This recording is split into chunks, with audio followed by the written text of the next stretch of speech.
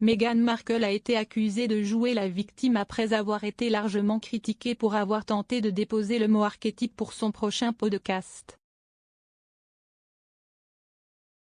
L'hôte britannique Dan Wootton a expliqué la tentative de la duchesse de Sussex de qualifier le mot de commercialisation grossière, proclamant qu'elle est à peu près aussi loin d'être une victime que possible. Megyn Kelly, qui a parlé à M. Wootton lors de son émission éponyme, a fait écho au sentiment, affirmant qu'elle allait combattre le patriarcat en abandonnant toute sa carrière ainsi que sa religion, son pays et sa famille pour un mec. Elle a déclaré, elle a décidé de déposer une marque déposée sur un mot vieux de 436 ans, le mot est archétype. Elle veut l'utiliser dans le contexte des femmes d'Anne parce qu'elle est une championne de l'autonomisation des femmes.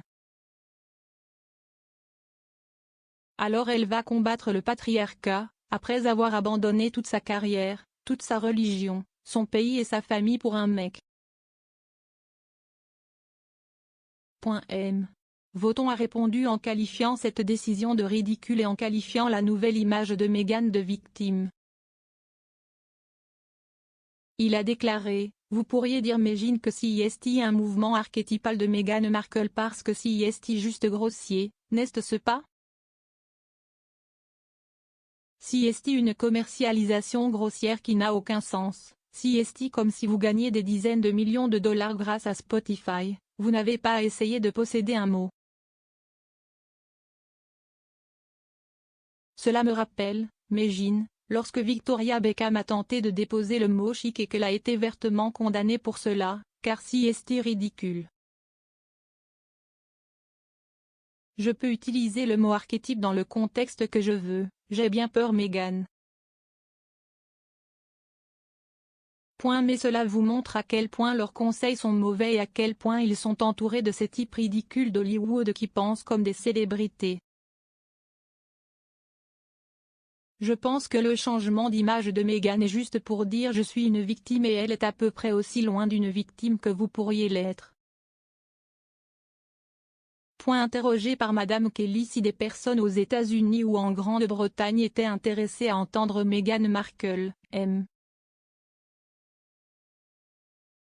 Wootton a répondu absolument pas et a donné l'exemple de la débâcle de Spotify Joe Rogan.